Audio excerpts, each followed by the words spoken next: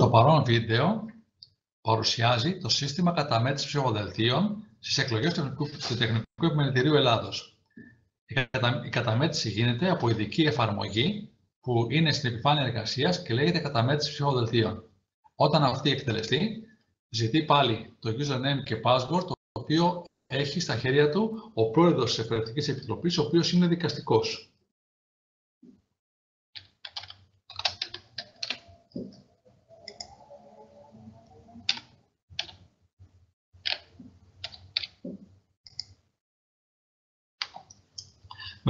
Με την είσοδο στην εφαρμογή φαίνεται ποιο εκλογικό τμήμα έχει ενεργοποιηθεί και είναι ανεπενεργοποιημένα η ενεργοποίηση εκλογικού τμήματος και η εισαγωγή αριθμού ψηφοσάντων. Είναι απενεργοποιημένα διότι τα στοιχεία των δύο αυτών ενεργειών έχουν ήδη γίνει με την προηγούμενη εφαρμογή που έχουμε παρουσιάσει στο βίντεο 2 τη στήριξη του εκλογικού καταλόγου. Επομένως, ξεκινάει η καταμέτρηση των ψηφοδελτίων. Η μόνη επιλογή που είναι τώρα διαθέσιμη και χρήσιμη είναι η εισαγωγή αριθμού φακέλων. Η σειρά των οργάνων είναι ορισμένη νομοθετικά, επομένως το σύστημα ακολουθεί την νομοθεσία και παρουσιάζει για καταμέτρηση ένα-ένα τα όργανα του Τεχνικού Επιμελητηρίου Ελλάδος με τη σειρά που προβλέπεται. Ζητείτε πάλι ο κωδικός επιβεβαίωσης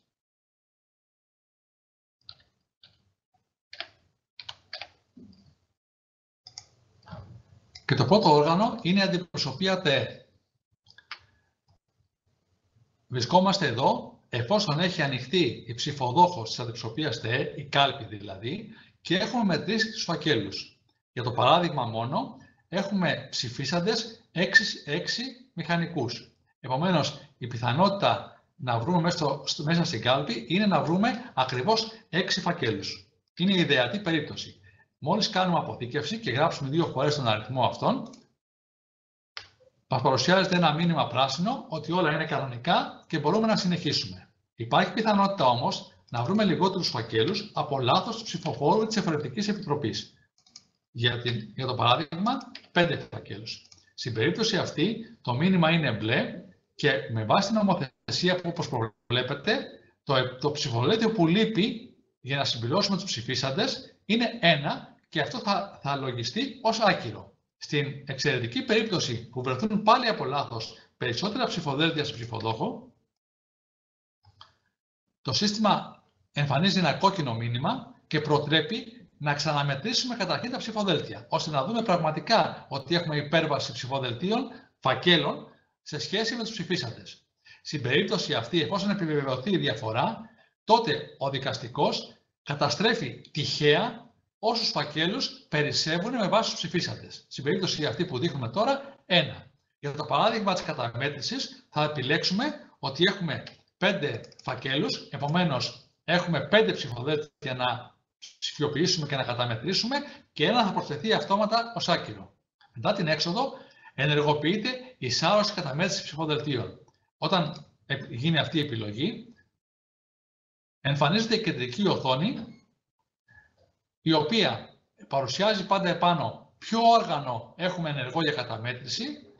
Στο παράθυρο αυτό παρουσιάζει ποιο ψηφοδέλτιο αναμένεται, πόσα έχουν καταμετρηθεί και πόσα μένουν. Στην περίπτωσή μας, τη στιγμή που έχουμε πει ότι έχουμε 5 ψηφοδέλτια, περιμένει το νούμερο 1 και μένουν άλλα 4. Με τη σάρωση επόμενου ψηφοδελτίου ξεκινάει η ψηφιοποίηση και ανοίγει ο driver του σκάνερ, ο οποίος βλέπουμε πάνω εδώ ότι έχει επιλέξει τα ψηφοδέλτια του ΤΕ της αντιπροσωπείας που έχουν μέγεθος 210x435. Τα ψηφοδέλτια του ΤΕ έχουν τη μορφή που βλέπετε. Στο επάνω μέρος φέρνουν ένα barcode, μέσα του οποίου αναγνωρίζεται ποιο είναι το ψηφοδέλτιο. Έχουν σημεία για να σημειώσει ο πρόεδρος της Εκπαιδευτικής Επιτροπής αν είναι έγκυρο ή άκυρο και έχει 2 σημεία που γράφουμε αριθμούς, ένα με 3 ψηφία maximum και ένα με 2 ψηφία maximum. Εδώ γράφουμε στο πρώτο τον αύξοντα αριθμό του ψηφοδελτίου, δηλαδή όπως ανοίγουν ένα-ένα τα ψηφοδέλτια παίρνουν έναν αύξοντα αριθμό και από κάτω αναγράφεται ο αριθμός σταυρών της κάθε όψης. Αυτή είναι μια πρώτη όψη ενός ψηφοδελτίου, τα ψηφοδέλτια της οποίας 10 από αυτά έχουν και δεύτερη όψη. Του συγκεκριμένου ψηφοδελτίου η δεύτερη όψη είναι η δεύτερη σελίδα όπου πάλι πάνω έχει barcode και έχει τον άφθονο αριθμό που συμπίπτει με τον πρώτο της πρώτης σελίδας και αριθμό σταυρών που είναι η σταυρή της δεύτερης σελίδας. Αντίστοιχα είναι και τα ψηφοδέλτια των υπολείπων οργάνων. Θα επανέλθουμε σε αυτά αργότερα. Επίσης, παρατηρούμε εδώ ότι ο σκάνερ είναι σεταρισμένος ώστε να παίρνει μακριά σελίδα με duplex mode, δηλαδή να σκανάρει ταυτόχρονα την μπροστινή και την πίσω μεριά. Τα ψηφοδέλτια τοποθετούνται με το πάνω τους μέρος προς τα κάτω και την καλή όψη τους προς τα πίσω, ώστε να μην τη βλέπουμε στο σκάνερ.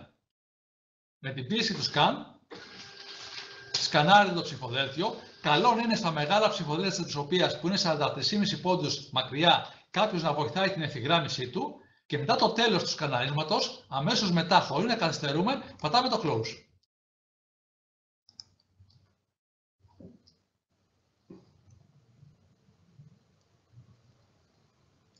Η μηχανή ολοκλήρωσε την καταμέτρηση και αρρύθμισε το ψηφοδέλτιο νούμερο 1, βρήκε το συνδυασμό, ήταν σημειωμένο έγκυρο και γράφει μια περίληψη πόσους σταυρούς έχει σε κάθε όψη. Στη συγκεκριμένη περίπτωση 6 και 5.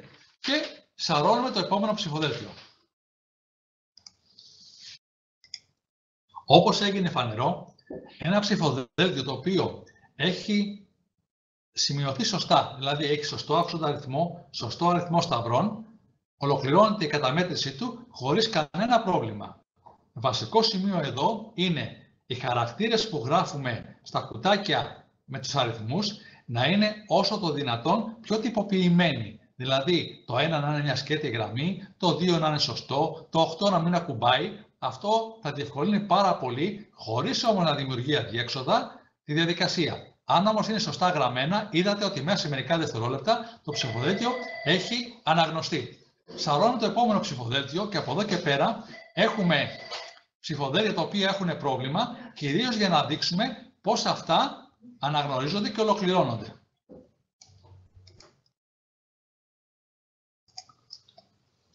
Στο ψηφοδέλτιο νούμερο 2 έχουμε επίτηδες δημιουργήσει ένα λάθος ώστε να δούμε πώς αυτά αντιμετωπίζονται κατά τη διάρκεια της ψηφοφορίας.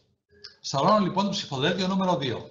Με την ίδια διαδικασία ανοίγει ο σκάνερ, το ψηφιοποιούμε, κάποιος πάντα βοηθάει να πηγαίνει ίσια. Πατάμε το close, το οποίο πάντα πρέπει να το θυμόμαστε στα ψηφοδέλτια αντιψηφοφορίας και εδώ αμέσως μας έβγαλε ένα μήνυμα και μία οθόνη που λέει κάποια πράγματα. Τι λέει βασικά? Ότι στην πρώτη σελίδα θέλει μια επιβεβαίωση τιμών. Λέει ότι ο αριθμός σταυρών που αναγράφεται, δηλαδή ο αριθμός που γράφει επάνω εδώ πόσους σταυρούς έχει σε κάθε πλευρά, με τον αριθμό σταυρών που βρήκε το σύστημα ψηφιοποίησης διαφέρουν. Και πραγματικά στο συγκεκριμένο ψηφοδέλτιο έχουμε γράψει κατά λάθος 5, ενώ η πραγματική σταυρή είναι 6. Εδώ μπορεί να φτάσει κάποιος με πάρα πολλούς τρόπους. Το συνηθισμένο είναι ότι κάποιος έκανε λάθος στο μέτρημα των σταυρών, όπως με το μάτι μπορεί να ξεγελαστεί. Η άλλη περίπτωση είναι να έχει πραγματικά κάποιο σκουπίδι κάπου κάτι που να το εκλάβει ως σταυρό. Εδώ διορθώνεται και πάμε παρακάτω με δύο τρόπους. Είτε διορθώνουμε το λάθος, το συγκεκριμένο, το 5 το κάνουμε 6, το μήνυμα γίνεται πράσινο και ενεργοποιείται το OK, είτε σβήνουμε τον παραπανήσιο σταυρό εφόσον αυτός έχει μπει κατά λάθος. Αυτό είναι εφικτό να γίνει αν παραδείγματος χάρη κάποιος περάσει το στυλό του πάνω σε κάποιο κουτάκι κατά λάθος. Εδώ έλειψε ένα σταυρό και αμέσως επανήλθε το σωστό. Σε περίπτωση που έχει γίνει μεγάλο λάθος, δηλαδή εμφανίζει πολλούς σταυρούς που δεν υπάρχουν, αυτό γίνεται μόνο σε περίπτωση που το ψηφοδέλτιο σαρωθεί πάρα πολύ στραβά, δηλαδή στην πραγματικότητα το τσαλακώσει ο σκάνερ, τότε υπάρχει η επιλογή Cancel, που αν την επιλέξουμε, ακυρώνει όλη τη διαδικασία και το ξανασκανάρουμε από την αρχή. Εδώ λοιπόν είχαμε 5 εδώ πάνω, το κάναμε 6 που είναι το σωστό, μας επιτρέπει να το καταχωρήσουμε, τελειώσαμε με αυτό. Πάμε για το ψηφοδέλτιο νούμερο 3. Το ψηφοδέλτιο νούμερο 3, επίτηδες, έχουμε βάλει ένα ψηφοδέλτιο λευκό.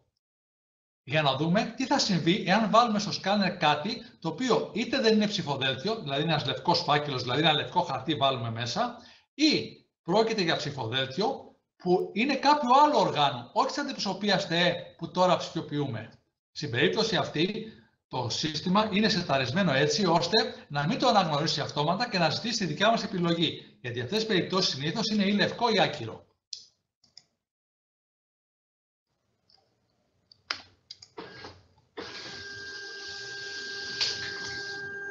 Θυμόμαστε πάντα στην αντιπροσωπεία να πατάμε το close και αμέσως μας εμφάνισε ότι το ψηφοδέλτιο αυτό δεν μπορεί να το αναγνωρίσει η μηχανή. Στην πραγματικότητα βάλαμε ένα λευκό χαρτί. Άρα μπορούμε είτε να το χαρακτηρίσουμε άκυρο ή λευκό χωρίς να το ξανασαρώσουμε, ή αν νομίζουμε ότι κάναμε κάποιο σοβαρό λάθος, π.χ. έχει τραβώσει πάρα πολύ το χαρτί, έχουμε κάνει λάθος το setting του σκάνερ, οτιδήποτε άλλο, τότε πατάμε αναγνώριση με σάρωση από την αρχή και το ξανασαρώνουμε. Στην περίπτωσή μας λοιπόν είναι πραγματικά ένα άκυρο ψηφοδέλτιο, το επιλέγουμε να είναι άκυρο και με έξοδο συνεχίζουμε στο επόμενο νούμερο 4. Να σημειώσουμε εδώ ότι στην περίπτωση που αναμένουμε λίγη ώρα και δεν έχει επανέλθει η οθόνη στο επόμενο, τότε στην πραγματικότητα είτε πιέζουμε το σάρωση καταμέτρηση εδώ, είτε αναζητούμε στην εφαρμογή την οθόνη που μας έχει ανοίξει στο background. Σαρώνουμε τώρα το ψηφοδέλτιο νούμερο 4.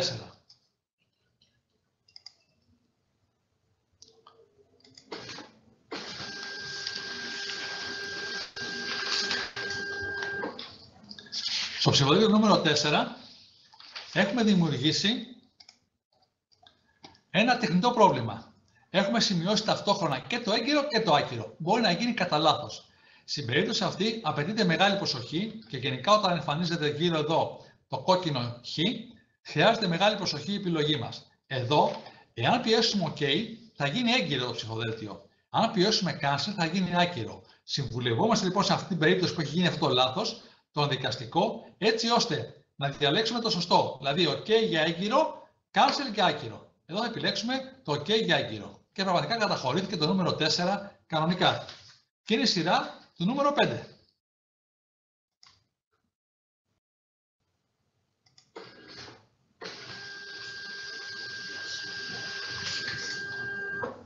Πάλι το close στην αντιπροσωπεία. Εδώ δημιουργήσαμε ένα άλλο τεχνητό λάθος. Έχουμε βάλει ένα ψηφοδέλτιο που γράφει επάνω 6 ή αναγνωρίστηκε ως 6, ενώ το σύστημα περιμένει το νούμερο 5. Στην περίπτωση αυτή λοιπόν έχουμε δύο επιλογές. Ή πραγματικά είναι το 5 και το διαβάσαμε λάθος, ή κάναμε λάθος στο ποιο ψηφοδέλτιο βάλαμε. Το σύστημα πάντα καταμετρά τα ψηφοδέλτια με τη σωστή σειρά. Εφόσον το λάθος έχει γίνει στην αναγραφή, με cancel, σαρώνουμε, ακυρώνουμε τη διαδικασία και σαρώνουμε το σωστό 5 που περιμένουμε. Αν πραγματικά είναι το 5 όμως που θέλουμε, τότε πατάμε OK και το συγκεκριμένο ψηφοδέλτιο καταχωρείται ως 5. Αυτό μπορεί να συμβεί είτε γιατί πήραμε λάθος ψηφοδέλτιο από τη στίβα που έχουμε να σαρώσουμε, ή γιατί κατά την αρρύθμιση του αύξου αριθμού έγινε λάθος από αυτό που γράφει τους αριθμούς. Στην περίπτωση αυτή, παίρνουμε ένα ψηφοδέλτιο από αυτά που ανοίγουμε τα καινούργια, αυτά δηλαδή που δεν έχουμε ακόμα καταμετρήσει, και το βάζουμε στη θέση του ώστε να συνεχιστεί ενιαία η αρρύθμιση μέχρι τέλους. Εδώ λοιπόν θα πω ότι το δέχομαι αυτό το ψηφοδέλτιο σαν 5. Αυτό έχει ταυτόχρονα και λάθος. Οι αριθμοί σταυροί που αναγράφουν είναι 4, ενώ στην πραγματικότητα έχει 5 σταυρούς. Το σωστό είναι το 5 λοιπόν. Και ολοκληρώθηκε. Επειδή είχαμε πει λοιπόν ότι έχουμε 5 ψηφοδέλτια να σκανάρουμε, τότε αμέσως η εφαρμογή έφτασε στο τέρμα της και μας λέει αν υπάρχει άλλο ψηφοδέλτιο για σάρωση. Και εδώ βέβαια πρέπει να πούμε ότι συμφωνούμε. Μόλις πούμε ότι συμφωνούμε, αυτόματα ενεργοποιείται το κουμπί που λέει κλείσιμο ψηφοδόχου. Στην περίπτωση αυτή λοιπόν είναι έτοιμη σειρά για να κλείσουμε το όργανο αυτό, ώστε να πάμε στο επόμενο. Μας ενημερώνει εδώ αν θέλουμε να τυπώσουμε για έλεγχο τις σελίδες. Αυτό είναι θέμα επιλογής σας, αν θέλετε να το κάνετε ή όχι. Υπάρχει εδώ μια διαδικασία χειροκίνητης εκτύπωσης αποτελεσμάτων περιληπτικών για να κάνουμε έναν έλεγχο εφόσον απαιτηθεί αυτό. Συνήθως δεν απαιτείται. Και πάμε για το κλείσιμο ψηφοδόχου. Εδώ λοιπόν έχω 4 έγκυρα, ένα άκυρο που ήταν, θυμάστε, ένα λευκό χαρτί που ψηφιοποιήθηκε, και επειδή έχω 6 ψηφίσαντες, πρέπει να προσθέσω μαθηματικά πια μέσα στο σύστημα ένα άκυρο. Αν το προσθέσω αυτό, τότε υποστήθηκε ένα άκυρο κόμμα και έχω 4 και 2, 6 με 6 ψηφίσαντες. Άρα είναι έτοιμο για να κλείσω τον ψηφοδόχο. Πάλι μας λέει προσοχή. Το προσοχή εμφανίζεται όταν δεν είναι αναστρέψιμα τα αποτελέσματα. Όταν κλείσουμε την ψηφοδόχο, τα δεδομένα είναι οριστικά και επομένως πρέπει να είμαστε προσεκτικοί ώστε να πάμε στην επόμενη κάλπη. Σημειώνω ότι για κάθε περίπτωση θα υπάρχει help desk που λειτουργεί στο Εθνικό Επιμελητήριο Ελλάδας. Υπάρχει δυνατότητα επικοινωνίας με αυτό.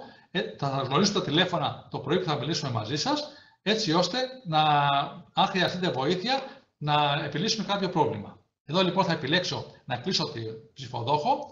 Αμέσως μετά εμφανίζεται μία αναφορά μία σελίδας η οποία τυπώνει περιληπτικά, την τυπώνουμε και τη δίνουμε για να σταλεί με φαξ στο επιμελητήριο και αμέσως περιμένει την εισαγωγή πάλι φακέλων. Ποιων φακέλων? Του επόμενου τμήματος, της επόμενης κάλπης.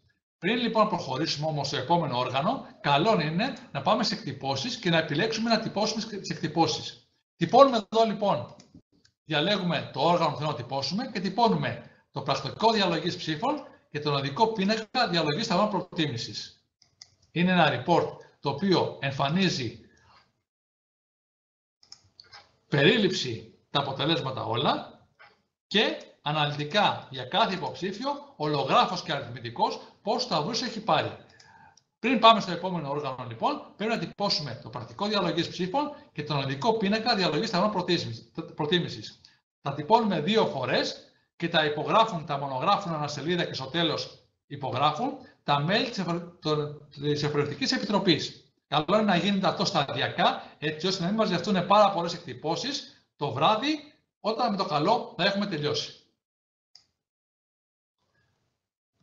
Το επόμενο όργανο, με βάση τον νόμο, είναι η Επιστημονική Επιτροπή Ειδικότητας Πολιτικών Μηχανικών. Έχουν ψηφίσει 4, επομένως ας θεωρήσουμε ότι έχουμε 4, στην κλασική περίπτωση, αποθήκευση και θα σκανάρουμε 4 ψηφοδέλτια.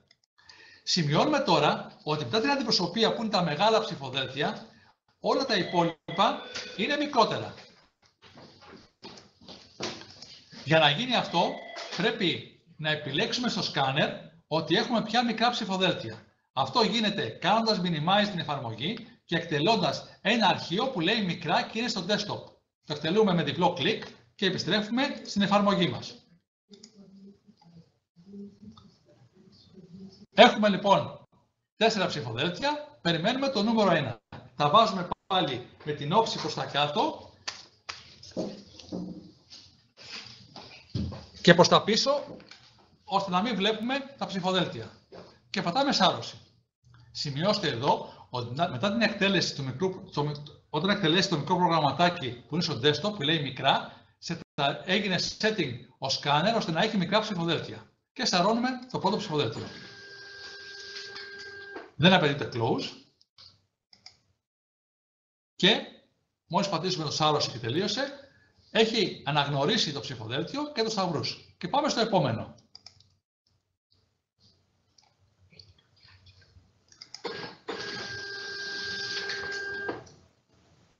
Το επόμενο, επίτηδες, το έχουμε κάνει και έγκυρο και άκυρο ταυτόχρονα. Αν πιέσουμε πάλι, θυμίζουμε εδώ OK, γίνεται έγκυρο. Αν πατήσουμε άκυρο, cancel, γίνεται άκυρο. Μεγάλη προσοχή εδώ λοιπόν, γιατί θα χαρακτηρίσουμε ένα ψηφοδέλτιο έγκυρο ή άκυρο. Όταν φτάσουμε εδώ, σημαίνει ότι έχει γίνει λάθος κατά την καταγραφή τους. Ή αφαιθήκαν και τα 2 σημεία κενά. Να σημειώσω λίγο ότι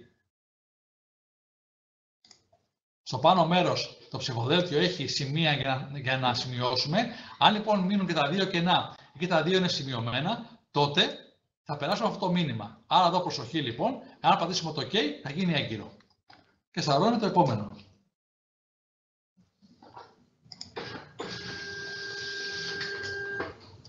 Είναι μια χαρά, αναγνωρίστηκε και πήγε και ολοκληρώθηκε. Πατάμε και το επόμενο.